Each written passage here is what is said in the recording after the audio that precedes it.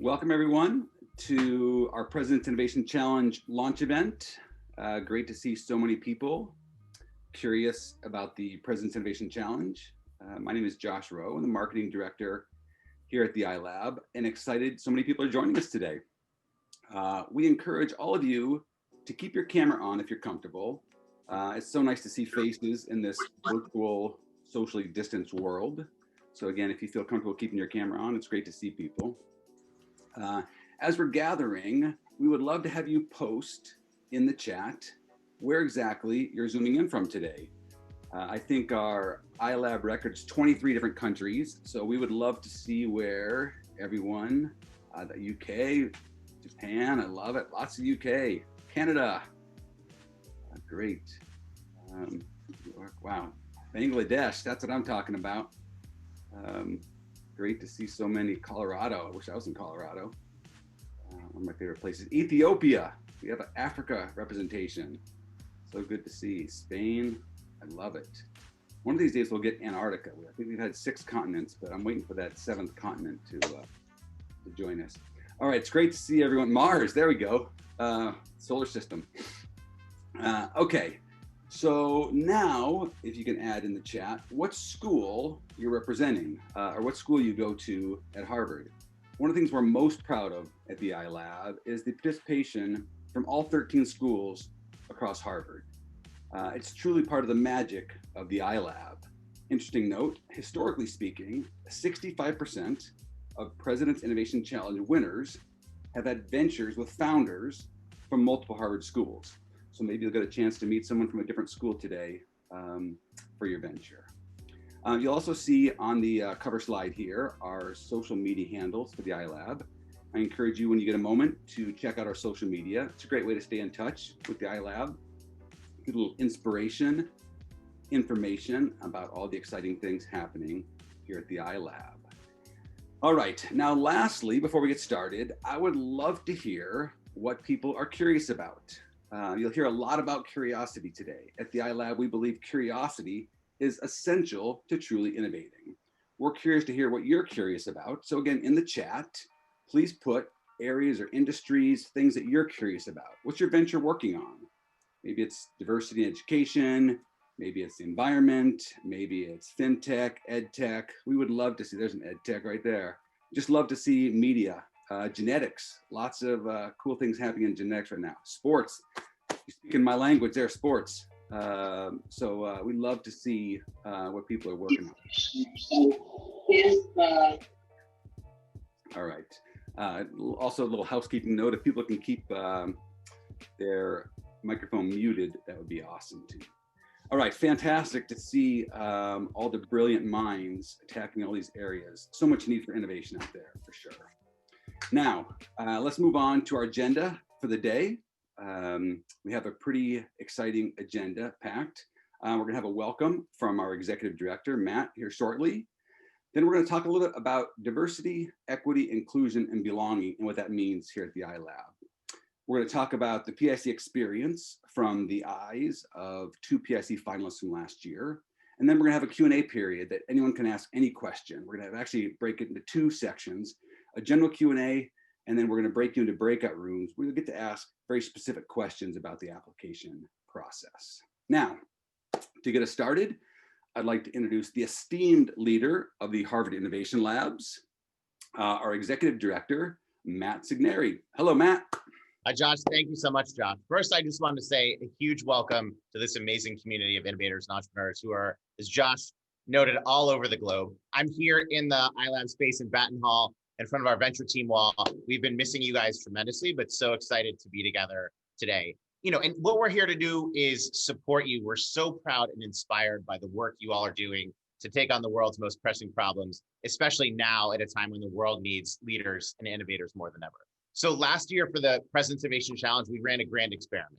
We turned the award ceremony, which we normally do with hundreds of people live here on campus, into a fully immersive virtual experience. Now we're doing it again, but we learned a ton last year, and we have incredible new plans to celebrate our PIC finalists and winners in the 6 months ahead.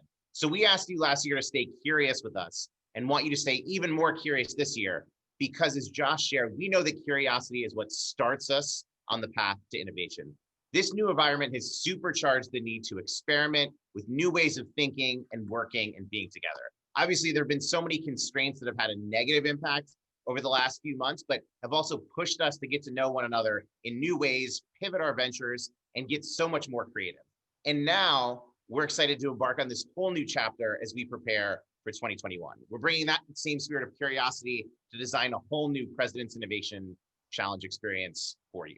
So as you guys know, there are many ways to experience the iLab. Some folks know us a little, some folks know us a lot. Each founder's experience is different, but the President's Innovation Challenge is our chance to come together as one community, as one Harvard, a community that spans the campus to celebrate how purpose-driven and perseverant you entrepreneurs are, especially during these times. So our challenge now is to embrace this idea that we can connect even more meaningfully in this new virtual context, as long as we continue to remember that what we're doing is trying to design for better human interactions to make people's lives better in the work that we do. So just as we encourage you guys to stay curious at all stages of the venture creation process, we want you to stay close to us as we go into the cold of winter. Whatever stage you're at in your venture, whether you're applying to the PIC or just supporting the PIC from afar, wanting to get more involved in the work of the iLab and our ventures, we want you to sign up for our newsletter, follow us on social media, stay close.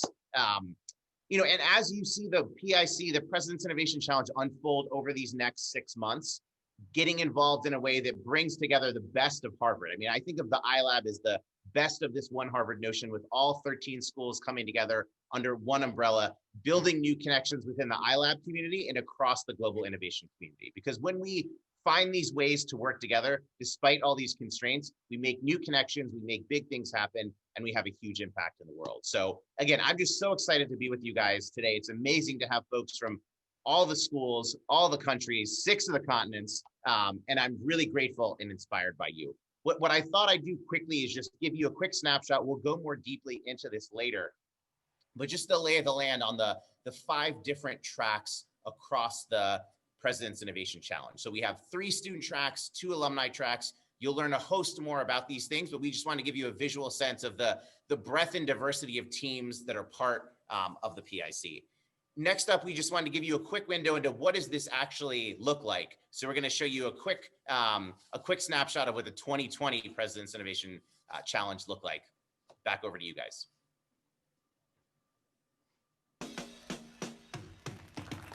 Tonight is a true experiment for us. But being resourceful is exactly what innovators have to do when the unexpected happens.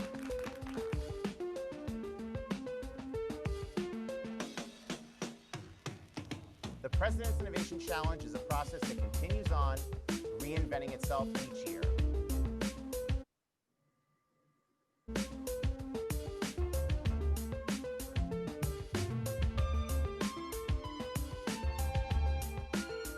You've made it to the top. Tell us a little bit more about how you're feeling and what you're excited to do next with Fractal.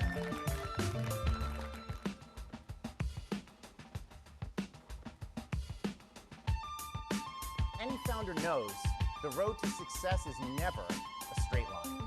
But by staying curious about what could be, they transform the mere possibility into something real.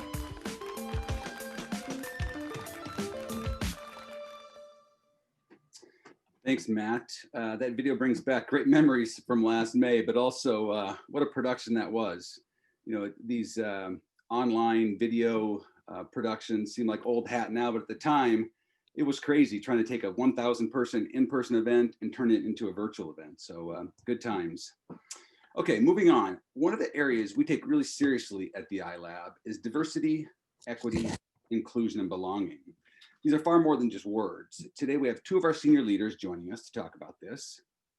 Please welcome our Director of Alumni Engagement, Tara Pillai, and our Creative Director, Adrian Gill, to talk about what DEIB means here at the iLab. Hi, Tara. Hey, Adrian. Hi, Josh. Hi, guys. Hi, everyone. Excited to be here, excited to see all of you here. I'm head up alumni engagement, and part of that role includes Launch Lab XGO, our alumni accelerator for pre-seed to seed stage companies. So I look forward to seeing many of you there once you graduate and move on to the next phase of your entrepreneurial journey.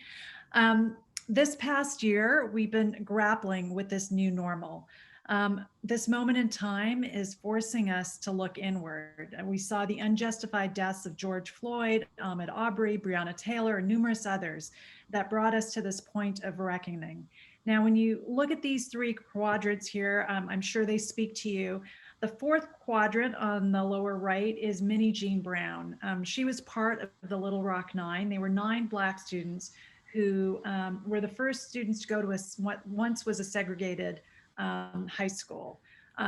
She was prevented from entering school. She had attack dogs come after her. She was pelleted with food. She had slurs yelled at her.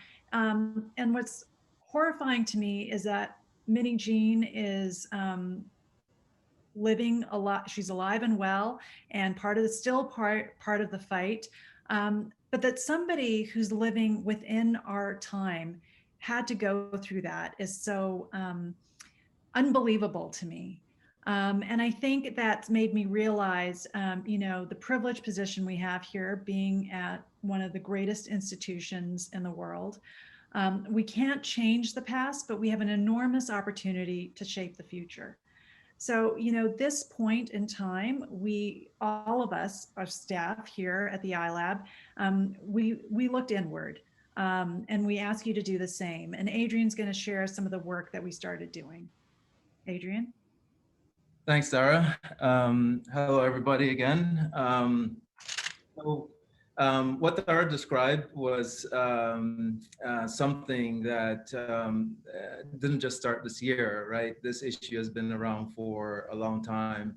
And, we can't avoid it. And as sometimes it comes to a head, which it did this June. But while we can't change the past, there's definitely an opportunity to shape the future. And that's what we're all about. And that's what we want to do. So how will we respond at the iLab? We spent this summer thinking much more carefully about diversity, equity, inclusion, and belonging. We've been having much more honest conversation with ourselves and with Black founders, just talking about systematic racism and what it will take to move the Harvard Innovation Labs, not just to keep up, but even to lead in this area. So we've established a working group, and to lead this work, acknowledging that equity work is work that we must live and practice within the organization. So our goal has been center equity and work not only at the iLab, but in our lives. We think that this is where the real impact will have. And I can speak for my colleagues at the iLab that we're really committed to creating an environment that inspires all of our entrepreneurs and team to reflect and do the same. We're also grateful for the many teams that have long been at the forefront of this fight, and we know we have a lot more work to do. This time really is demanding more of us to think differently and work more quickly and intentionally. There's a lot to do, and we really believe, though, that ours is a community that's committed to doing the work towards building a more equitable world. And towards this end, we really believe that we must continue to lead with humility and build a foundation of listening first and before rushing to act and build. And more than anything, we know we must act in partnership with you as the iLab community. Back to you, Thara. So why should we care about equity and inclusion? We should care because it expands our knowledge. It exposes us to different ways of thinking. It allows us to build shared experiences. And studies have shown that bringing together diverse perspectives and experiences lead to higher creativity. So when you're thinking about your venture, think about what kind of team you want to build. Think about looking at customer groups beyond those that look just like you. It's not only about doing the right thing, but you're building the foundational elements to an innovative culture. Whatever your entry point is into this conversation, find it, because this work is critical and we miss out on supporting a diverse pool of founders and ventures when we don't create a truly inclusive entrepreneurial community. Um, Here's what we're doing for student and alumni programming. We're thinking about our speakers and experts. Are they diverse? Do they live DEIB in practice? Are we being inclusive in the ways in which we even present content? When I look at my own network as a woman of color, I'd like to think I think about diversity all the time, but my network is not that diverse. And so what I'm trying to say is, I don't know if I feel completely comfortable um, in this space yet in terms of talking about it articulately or with any kind of leadership experience. I'm growing and learning in this space as I go along. And so, we're going to look to you for you to give us insights on how we can do better. And so we look forward to going through this journey together and learning from each other and hopefully creating stronger, more robust, more diverse community. Over to you, Adrian. Where do we go from here? We really believe it's vital to create a space for Black entrepreneurs, entrepreneurs of color, women, founders who live with a disability, and founders of under-resourced and marginalized identities. It's all important work, and it's continuous work. We will commit to keep telling you what we're doing towards creating a more equitable iLab experience, and really invite you to tell us about what you are doing. We really want, a two-sided street, two-way street at this, on this issue. When we talk about solving the world's most pressing problems, moving into action on diversity, equity, inclusion, and belonging is definitely one of those problems that we can also be a leader in. So we must work in unison together. Anything that you can do along the leads as a leader, as a team, please know that it has an impact and we really want to hear about it. And if we can keep this work front and center for the iLab, we'll all be the better for it. So as you think of your inventors, we really want you to think about really living diversity, equity, inclusion, and belonging, not just in spirit, but in practice. And just leaving you with a final slide, this is something that we put up on Instagram, for Black Tuesday. And it really embodies something that, of the moment, but also something that we think that we can carry forward with us. Change doesn't happen until we pay attention and take action. And we really hope that you can join us in helping to advance this for the future. Back to you, Josh. Awesome. Thanks, Tara and Adrian. Such an important topic. All right. The next portion of our program, we have two very special guests joining us. As we were putting together this program, we thought, who better to give tips and perspective on the PIC than two finalists from last year. So now a member of our LLX Geo cohort and a graduate of the Kennedy School is Rebecca Kirsch, the founder of Tang, an international peer-to-peer transaction app with a social mission of financial inclusion for emerging markets. And joining us from HBS is Shelley Xu, the founder of Shelley Xu Design, the first fashion tech startup to make beautiful, accessible, 100% zero waste designs. And for those of you who know anything about apparel manufacturing, that is really, really difficult. So amazing what Shelley's doing. Both Shelley and Rebecca were finalists in the 2020 PIC competition in the open track, with Rebecca winning the $25,000 grand prize. First of all, welcome Shelley, Rebecca. So great to see you too.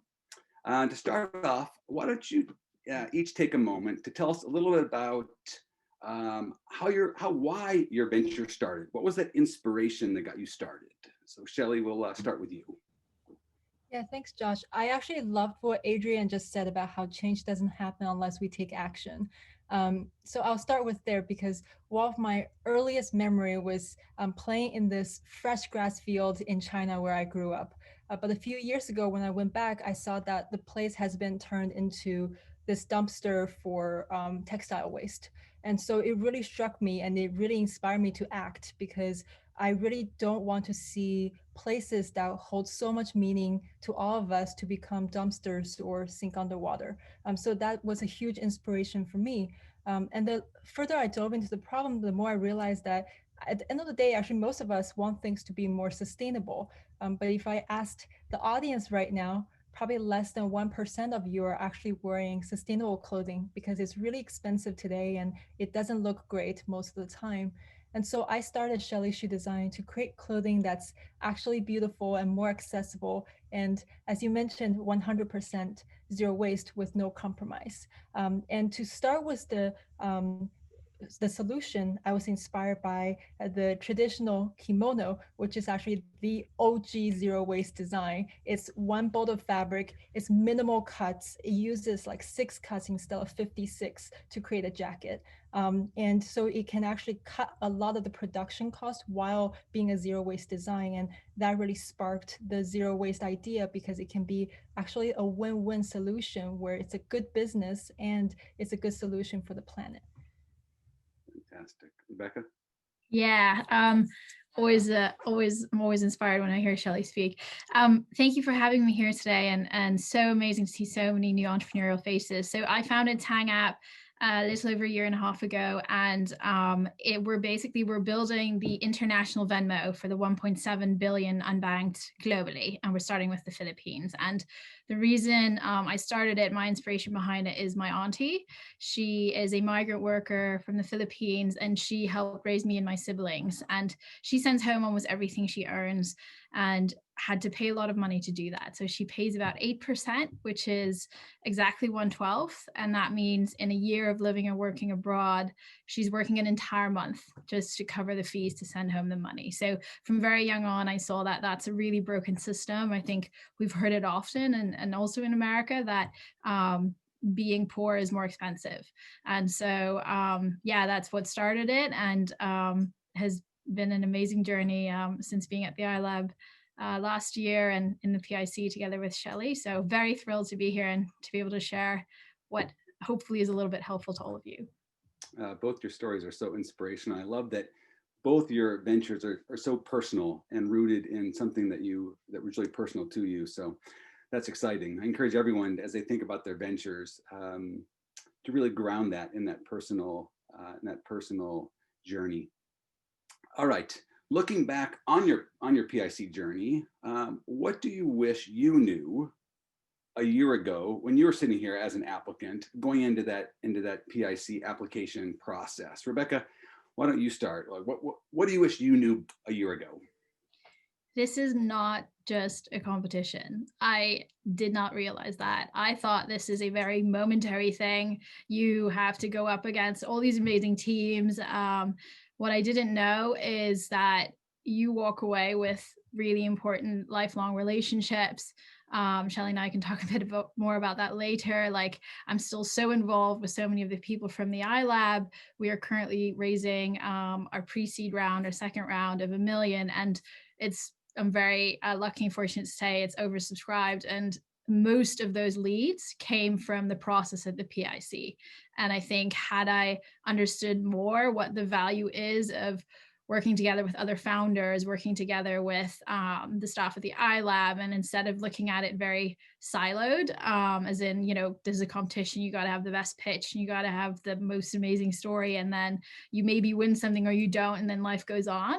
I think if I had really understood the value of the relationships that I was really lucky to get out of it, I probably would have maybe spent much more time focusing on who are the other founders at the iLab, meeting more people like Shelly.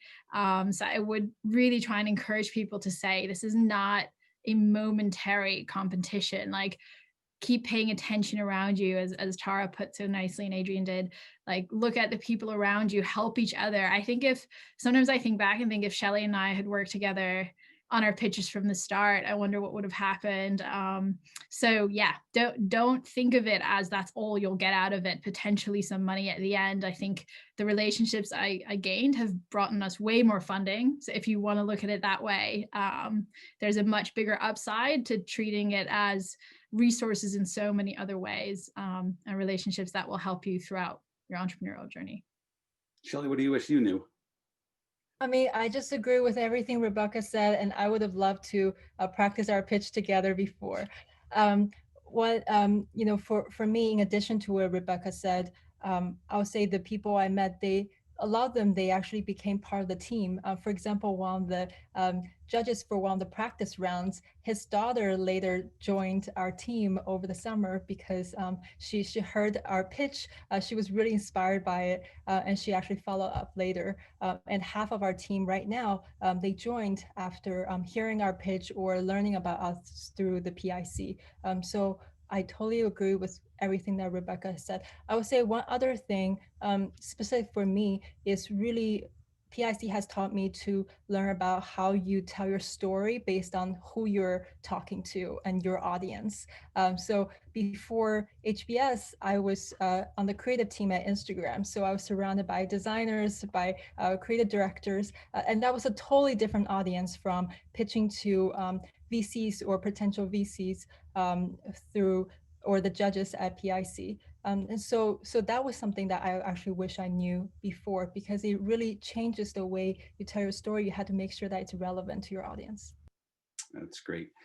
As you think about, you guys touched on a lot of things about the PIC process. As we think about the PIC process, there's an application part, there's all the work that goes in between the application and the judging, there's the practicing of your pitches and the judging, and then the final ceremony. What would you say, and Shelley, we'll just continue with you, was the most helpful part of that process? I would say the process between the ceremony, before the ceremony and after the application. So that's when you're refining your pitch. That's when there's so much resource from the iLab. And I mean, there's always enormous amount of support and resources from the iLab, but I think during that period of time, you have a very specific focus, and that is refining your pitch, refining your narrative. And so all of these amazing people, they're laser focused on helping you in this specific way. And I think it really helps to, at least for us, it helped us review a lot of the blind spots that we didn't have before about our business model, about the way we should talk about our product, the way we should position our products, because you actually literally get the smartest people poking holes into your narrative, into your business. And I think that is a really powerful situation where you can just learn a lot from. So for me, that was the most valuable part. Rebecca, how about you? What do you think was the most valuable part of the whole process? Yeah, I think for me it was almost a bit starting right before the application and being forced to think about your milestones. Like to me at the time with Tang App, it brought a lot of structure from sort of running in between class and gaining interns, and then giving them tasks, but sort of missing sometimes the like 30,000 foot level view, and then the application already helped us think through it. And then also right after the pitch practice, I think that was really helpful, but we also learned very well to work with deadlines. I think in a startup, you realize that it's nice being the boss, but also you could just not set deadlines and things could just keep on going and going. And so together with some of our coaches, like Peter Gladstone, Rebecca, and Leo at the iLab, we talked a lot about, okay, what would you want to show the judges, and what would you want to show them starting in January, and then at a later moment when you go for the final pitch. And so working with deadlines and creating sort of important sprints in a way for your venture were really helpful. And then of course I also I practiced my pitch with anyone that would. I think I spent like 100 hours with Peter. Thank you for that, Peter. So that also still, I think to this day is was really helpful in really figuring out what is my story and how do I tell it in 1 minute, how do I tell it in 5 minutes, how do I tell it in 10 minutes. So yeah, those really stood out for me. So just going through this, getting ready for this program, I learned that you two are working together actually, and I had no idea. Rebecca, tell us how you and Shelley met originally and what capacity you guys are working together now. Yeah, so I met Shelley through the PIC, both being open track finalists. I remember seeing the finalists and then looking up Shelley's You Design on Instagram and seeing she had over 20,000 followers. And the first thing I thought was, bleep, like this is like I'm up against Shelly, great, but also like what a badass entrepreneur. And I'd been meaning to reach out to her, and then also the pandemic hit and things went virtual, and we're still focused on other things. And then I still really want to talk to her. And eventually after the PIC, she sent me a LinkedIn message and said, yeah, I know the work you put in and I was impressed. We'd love to meet. And I was like, yes, I've been meaning to talk as well. So things kind of kept going from there. All of our incredible marketing ideas at Tang App have all come from Shelly. So we just recently decided, because we've kept in touch this whole time and helped each other along the way. So I've decided to ask Shelly to join Tang App as an official advisor, which she is. So she also, besides having a bit of ownership, is now has to help me on marketing, whether she wants to or not. And I think, that's just one relationship and one example that, again, to emphasize, like, this is not just a temporary competition. And even if it doesn't work out, in fact, we were rejected from the first application into the venture program at the iLab. So, I mean, that's part of entrepreneurial life, and don't over focus on those moments or the rejections, and think about all the people and relationships you gain that will help you be a better founder. So thank you particularly to Shelly for putting up with my really dumb marketing questions. Well, I just want to say from my perspective what happened, because I know most of us in the audience probably love winning and we won most of our life. We're super ambitious people.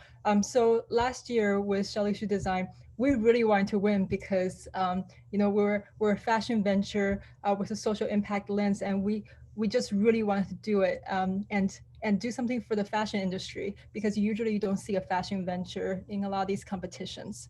And so when I didn't win, after all this work with my team, I was super sad. But one thing that I did learn as a startup founder is to be really smart when you lose. And part of that was after we didn't win, instead of just being sad and try to forget about it, I thought to myself, like, who are amazing people that I can learn from? And Rebecca was one of the first people who came to mind, because not only was she super sharp, super smart, but also I can tell she's a very generous and open person. So I reached out to her, and I can say from all the things that she's helped me with, all the opportunities that she's told me about across the Harvard ecosystem, we won way more than what we could have won through the PIC in just monetary terms. And if I add in the relationships, the amazing people she's introduced us to, for example, the angel investors, who are actually the first angel investors for Tang App, now that they're also talking to us, all these people, amazing network, came from getting to know Rebecca from the process. So if there's one thing I can say from my experience, is to be really smart when you lose, because sometimes that's actually more valuable than actually winning and just moving on without learning from it. Terrific. I appreciate it. You guys are so inspirational. If you guys want to see a inspirational Instagram post, look up Shelly's Instagram and go to that Instagram post she posted in May after not winning the PIC. I looked at it again the other day. It's very moving. So thank you too for your time. It's terrific to share this experience again with you. A bit late in the program, everyone will have a chance to ask Shelly and Rebecca questions. So if you have a question, jot it down, hold it now, and we'll have time to come back and ask them questions shortly. All right, we're going to move on now to talk through the competition details itself. We have our wonderful Director of Social Impact here, Rebecca Emanuel, to speak about the program. Hello, Rebecca. Hi, thank you, Josh. Welcome all. We are so excited you're here. And personally, I have just loved my time with Rebecca and Shelly. So you guys may get lots of LinkedIn requests later. Okay, so I'm going to tell you about what this competition is like and some basics that you might want to know. Okay, nuts and bolts, here we go. First of all, what are all these acronyms? You might hear the PIC, you might hear VP. PIC stands for the President's Innovation Challenge. That's a competition.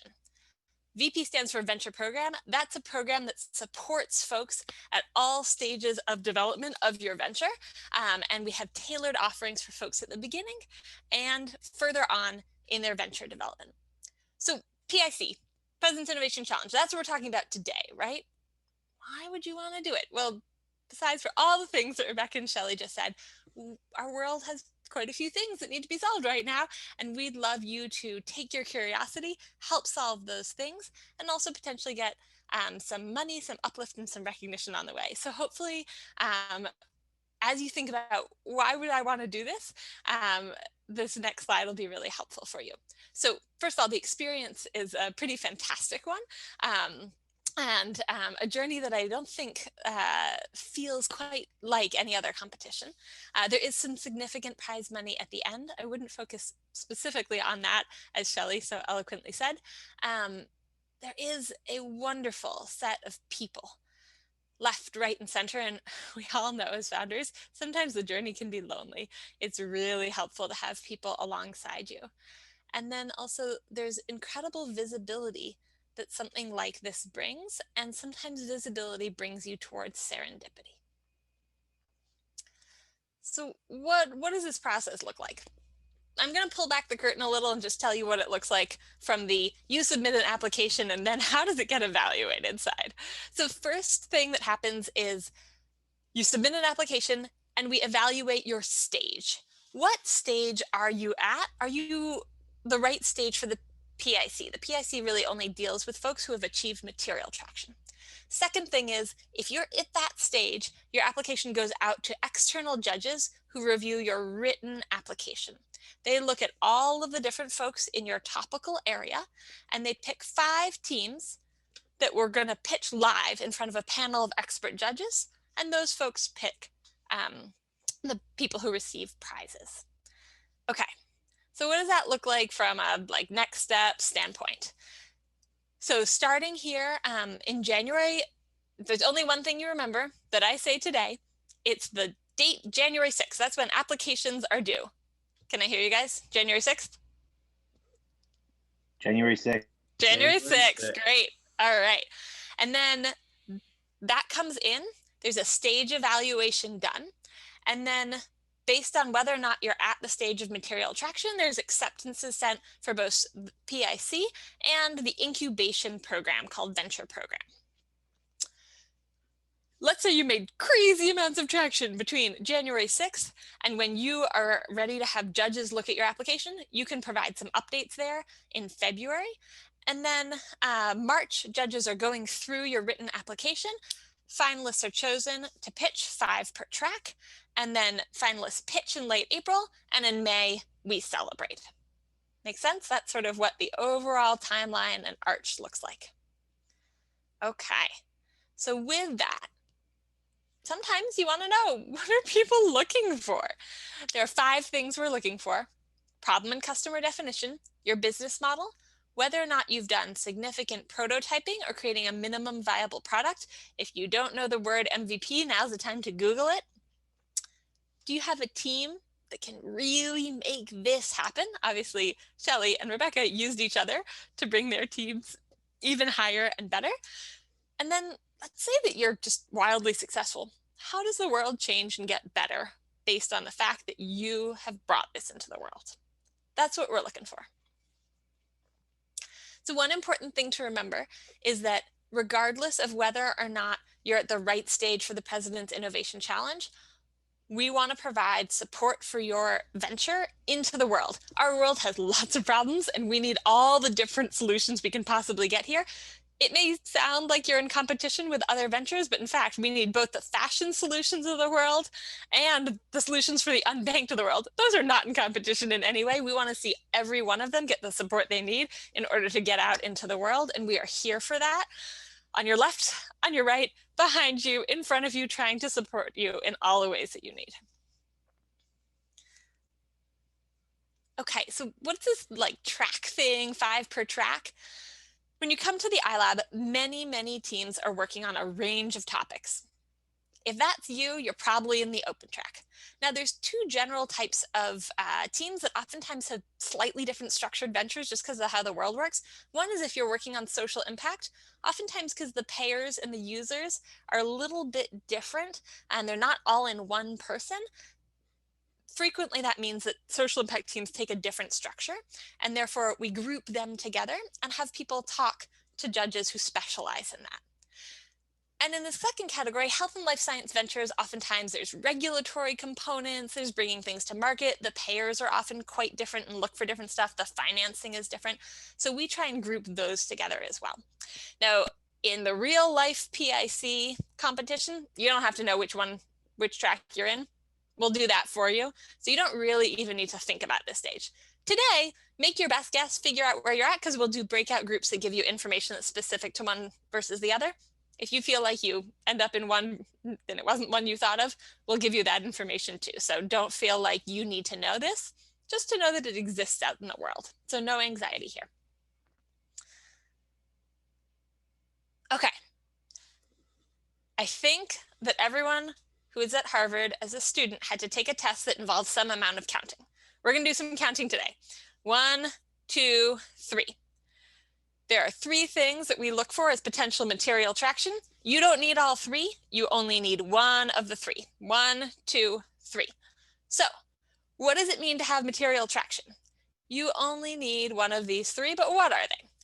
Low fidelity prototyping, users or signed partnerships, and outside funding. Okay, let's talk about what these mean. What does this mean to you?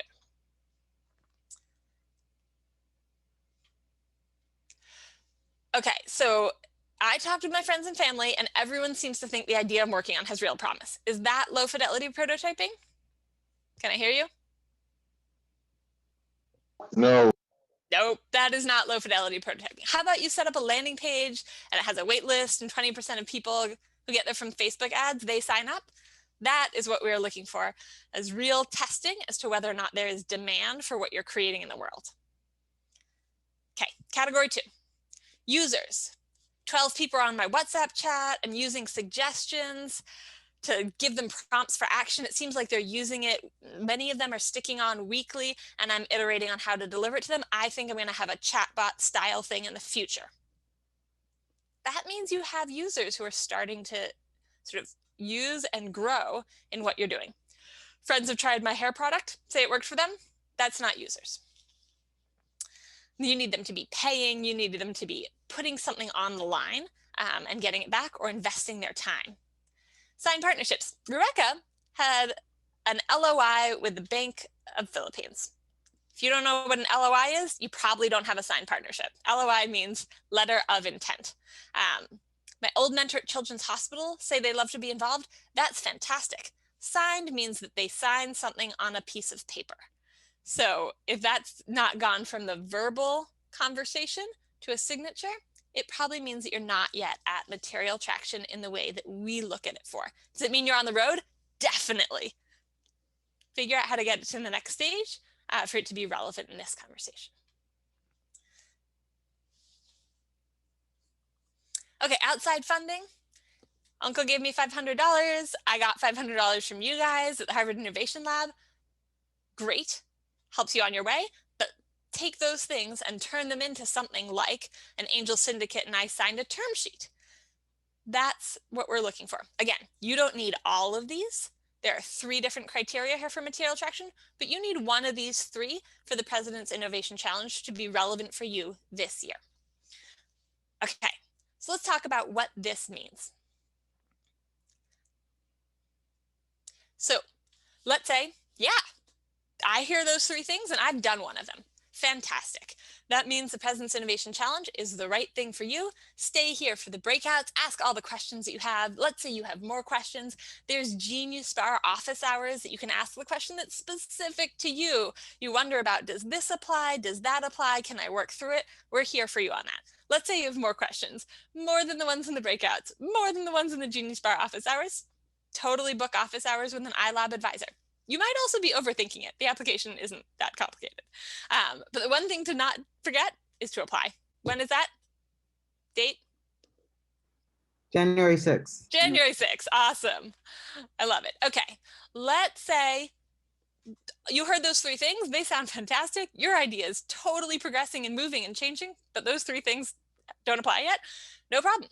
The venture program is for you. There's all kinds of support for you, and there are lots of things left to address. If you can also apply to the President's Innovation Challenge next year. We are here in Genius Bar office hours to answer the questions about the application to the venture program for you, and make sure that you apply January 6th to the venture program. And as always, advisors are here for you in the office hour. Okay, let's say that you're in the stage that you want to start a venture, but you don't have an idea yet. Join our idea brainstorming breakout room. Help think through how you get to an idea. Once you have an idea, book time with office hours to work through it, or join our networking event on February 11th. And then the next semester, once you have a concrete idea, you should apply to the venture program. Let's say you're not the founder type. You want to join something. You want to take something that's already going and make it go faster and further. Fantastic. Go online. There's our venture directory. And you can also join us for the networking event on February 11th. Okay. So if you only listen to 1 or 2 sentences that I said, these are the ones to listen to. No matter what stage you're at, if you have an idea and you're really excited about it and the world needs it, you can apply for the venture program. Our deadline is January 6th. That's all you need to know. Okay, so I want to make sure that we have time for our breakout rooms. I think what we were planning on doing was doing a question and answer session. I think we may do those in the breakout rooms, but I'll hand this over to my colleague to make sure that we have our next steps. Yeah, so if people have questions for Shelley and Rebecca, I want to make sure we get time for those, and then we'll dive into our breakout rooms where we can ask each of the different advisors for questions there. So if people have questions, post them. Let's see if we have questions coming in. Rebecca, Emmanuel, I'll ask you a quick question. If I am in a venture and I kind of think I'm between 2 different tracks, which one should I pick for the breakout rooms that we're going to come up to shortly?